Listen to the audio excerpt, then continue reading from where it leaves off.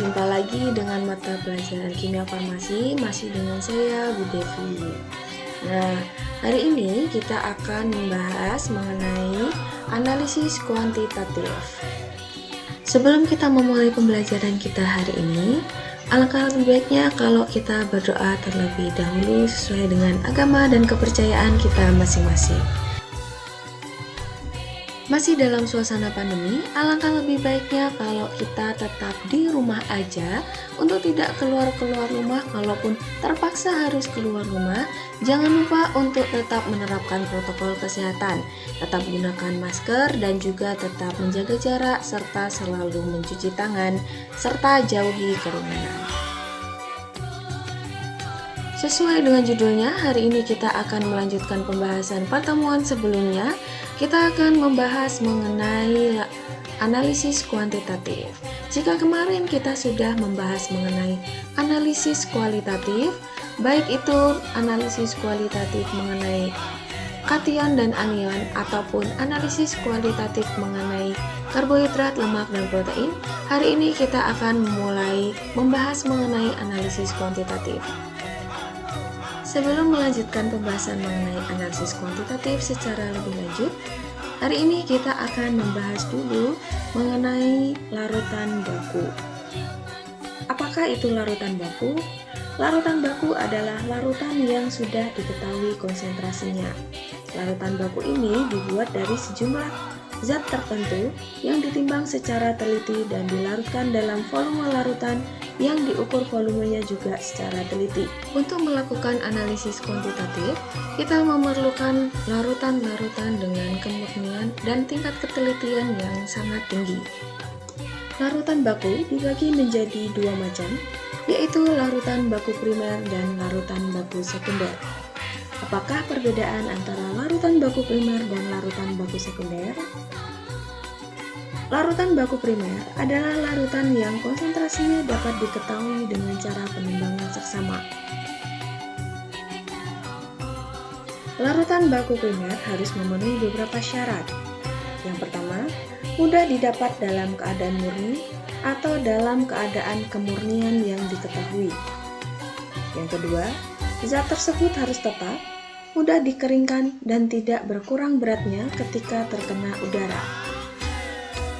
Memiliki berat ekuivalen yang tinggi sehingga kesalahan penimbangan yang kecil.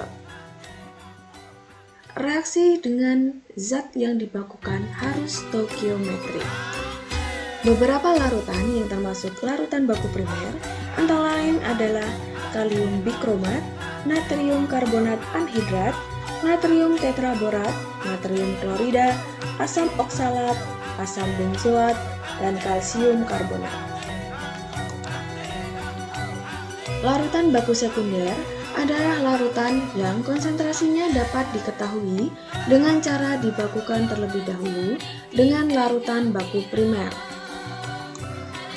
Contoh larutan yang termasuk larutan baku sekunder antara lain yaitu natrium hidroksida, asam sulfat, natrium tiosulfat, natrium nitrit, dan Na2-eta.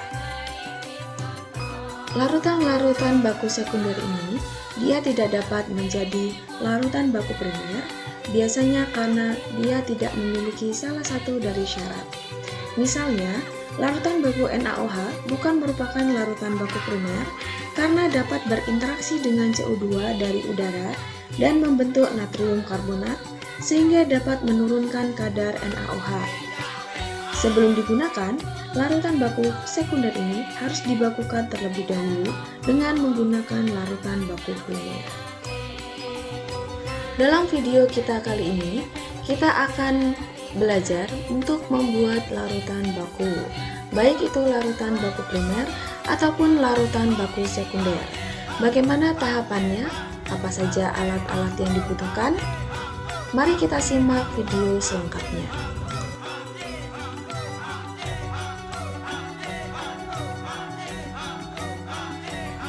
Untuk membuat larutan baku, kita memerlukan neraca analitik,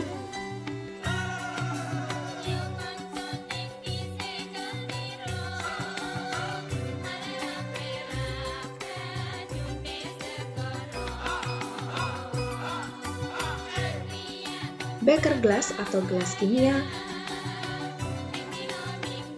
kaca arloji, atau bisa diganti dengan menggunakan kertas timbang, labu ukur, batang pengaduk, corong, pipet tetes, dan aquades.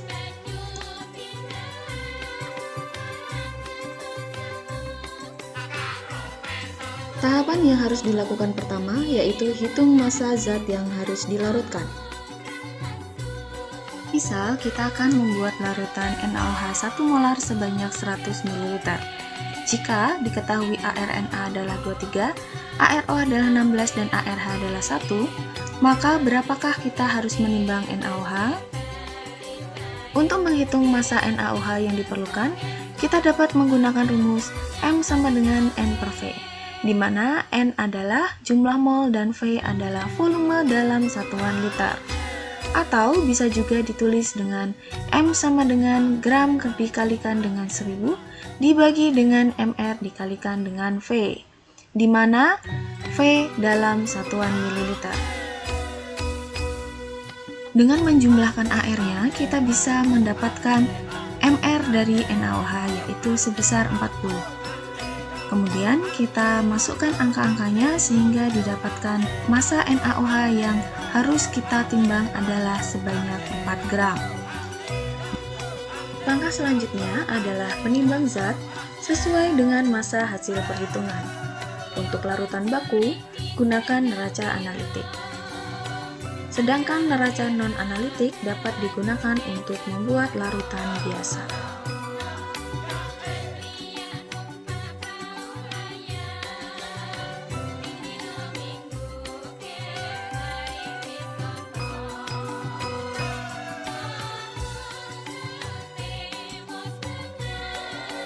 Setelah ditimbang, larutkan zat dalam pelarutnya. Gunakan beker gelas dan batang pengaduk. Jika menimbang menggunakan kaca arloji, bilas kaca arloji menggunakan pelarut. Aduk hingga seluruh padatan larut.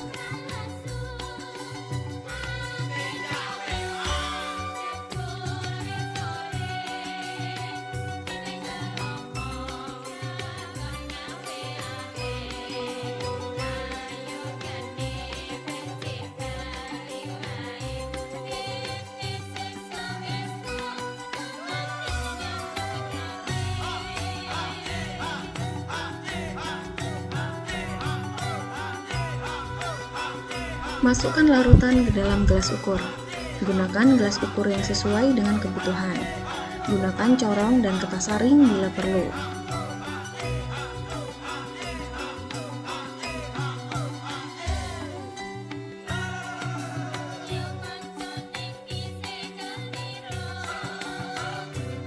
Bilas beker gelas menggunakan pelarut dan masukkan kembali ke dalam labu ukur.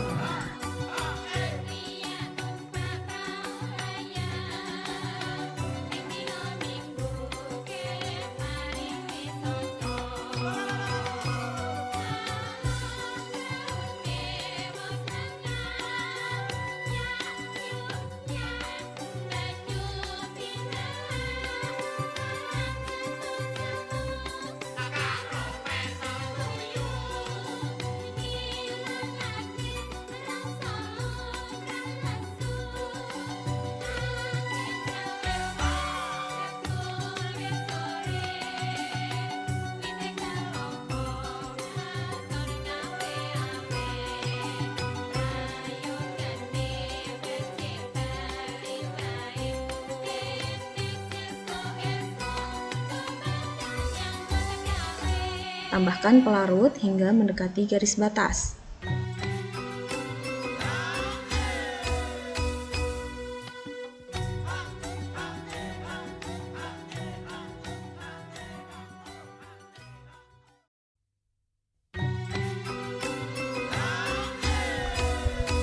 Tambahkan pelarut sedikit demi sedikit menggunakan pipet tetes hingga meniskus bawah larutan sejajar dengan garis batas.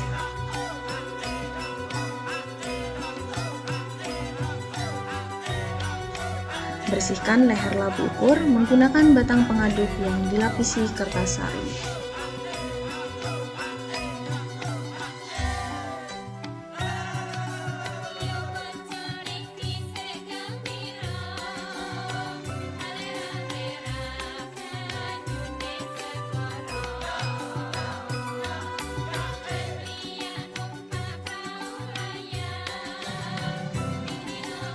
tutup labu ukur, kemudian gojok.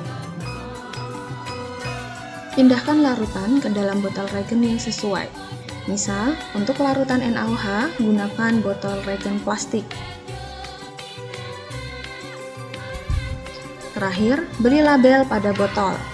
Label minimal harus berisi nama dan rumus kimia larutan, konsentrasi larutan, dan tanggal pembuatan. Nah, begitulah cara membuat larutan baku yang akan digunakan untuk analisis kuantitatif. Bagaimana? Apakah sudah jelas? Apabila ada yang belum jelas, seperti biasa, kalian bisa langsung tanyakan melalui WA Group ataupun melalui Japri. Terima kasih sudah menyimak video ini. Jangan lupa untuk mengisi presensi melalui link yang ada di description box. Tetap semangat, tetap sehat, tetap bahagia, dan semoga bermanfaat. Sampai jumpa di video pembelajaran selanjutnya.